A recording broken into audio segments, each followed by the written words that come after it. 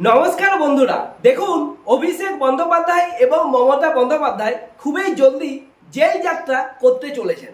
এ কথা আমি বলছি না, কারণ শুভেন্দু অধিকারী গতকাল বিধানসভায় দাঁড়িয়ে যে ভাষায় আক্রমণ করেছেন এদের দুজনকে এবং একটা আগাম ভবিষ্যৎবাণী করে দিয়েছেন যে এরা দুজন কিন্তু এবার খুব জলদি জেলে যেতে চলেছেন।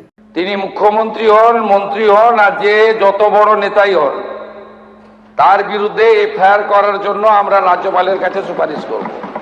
কারণ আপনারা সবাই হয়তো জানবেন যে আমফানের যে ফাইলটা সেটা কিন্তু আবার খোলা হচ্ছে এবং এতে সরাসরি মমতা বন্দ্যোপাধ্যায়ের দুর্নীতির নাম জড়িয়েছে। তাই শুভেন্দু অধিকারী বলেছেন যে মুখ্যমন্ত্রী হোক বা অন্য যে কেউ হোক, যার নাম উঠে আসবে এই আমফানের ফাইল থেকে, তাকে কিন্তু জেল যাত্রা করতে হবে।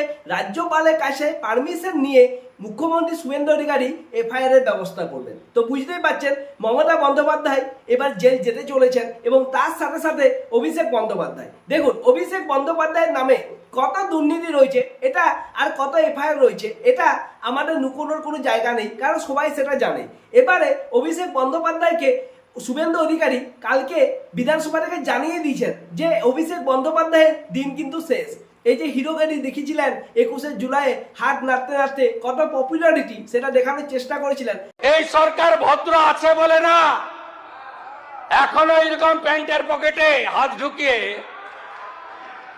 ওই হিরো কায়দায় 2000 লোকের সামনে হাত নাড়তে নাড়তে সব কিন্তু শেষ হতে চলেছে।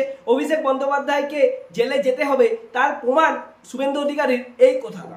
ভাইপোপন্থী তৃণমূলের নাম নিশান পশ্চিমবঙ্গে থাকবে না। আর ভাইপো বলছে নোট খাতা খুলে রাখো, 31-এ হিসাব হবে। আরে তুমি বাইরে থাকলে তো হিসাব হবে।